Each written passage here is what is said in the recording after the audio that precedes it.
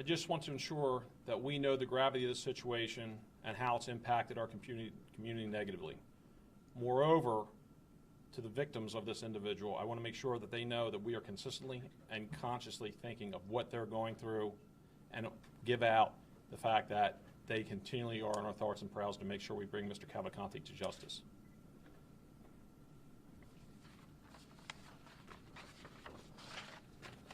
So good afternoon. I am Howard Holland, the acting warden of the Chester County Prison. I'm here today to provide preliminary details of the escape of Danelo Cavalcante. Let me begin by addressing the escape of Igor Bolt, which the media has been reporting on. Igor Bolt, which escaped on May 19th of this year. This escape was similar to the methodology of the escape by Cavalcante, and the escape by Igor Bolt allowed the prison to identify a deficiency in the exterior exercise yard where the escape occurred. This is also the same area, the escape yard, where Cavalcante was located prior to his escape. The exercise yard improvements undertaken after Bolt's escape were intended to address the escape route from the yard to the roof area. Security consultants were brought in, and improvements were based on the consultant's findings by a contracted security service. The improvement consisted of additional razor wire being placed in the yard area at the wall where the escape occurred to block access to the roof. The escape of Cavalcante is not just being internally investigated. Because it is in criminal nature, it is also being investigated by the State Attorney General's office. The video of Cavalcante's escape has been turned over to the criminal investigators. I will review the exact timeline and show a video of Cavalcante's escape from the exercise yard at the end of my remarks, but can confirm that it does show that Cavalcante escaped at the same location as Igor Bolt, but for Cavalcante, there was razor wire to contend with before reaching the roof. Secondly, Chester County Prison uses proven countermeasure security that are an industry standard. For example, high fencing, razor or barbed wire, secure doors or gates with sally ports to control movement, video cameras, and most importantly, correctional officers, all of which were in place and remain in place. One of the issues brought to light as we conducted our internal investigations on Cavalcante's escape is that once the additional razor wire had been added to the escape route following Igor Bolt's escape in May, it was determined by our security advisors that this one level of security was sufficient. In fact, what was perhaps overlooked was the fact that addressing the single point of physical countermeasure should have been bolstered by additional means. We are addressing that. On Tuesday afternoon, yesterday, we had engineers from Trans Systems, a company which was selected by Lancaster County to design their new prison, brought on site. They are developing proposals for the prison board to fully enclose all outside exercise yards. While we believe the security measures we had in place were sufficient, they've proven otherwise, and we move quickly to enhance our security measures. Finally, I'd like to cover the human element of the escape.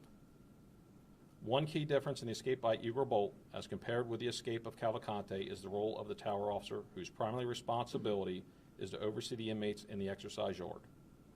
In Bolt's escape, the tower officer observed the subject leaving the yard area and contacted control immediately.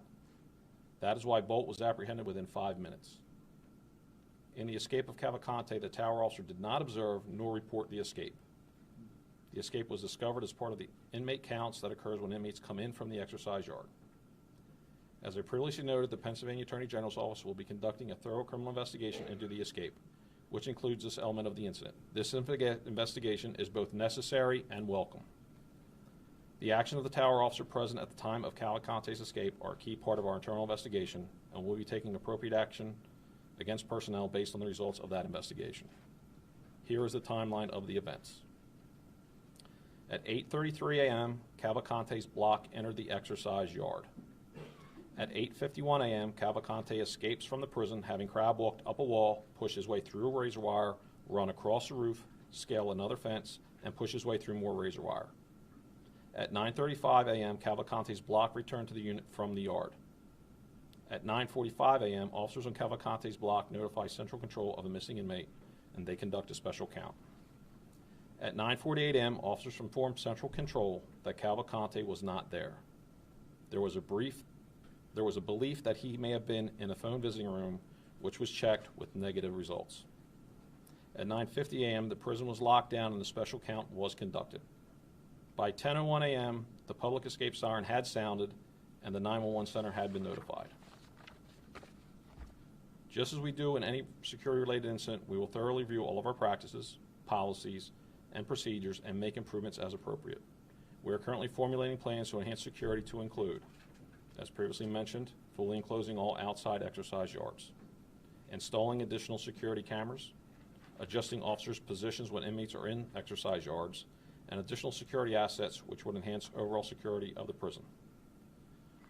As I close, I would definitely like to thank my local, federal, state, and law enforcement representatives who quickly responded to the scene once the escape was there. I know they have been diligently working to take Mr. Cavalcante back into custody, and we are very appreciative of their efforts. At this time, due to the nature of the investigations that are ongoing, I cannot comment on any individual investigation, including the internal investigations. With that, I'd like to turn it over back to Colonel Bivens. So, I'm not sure where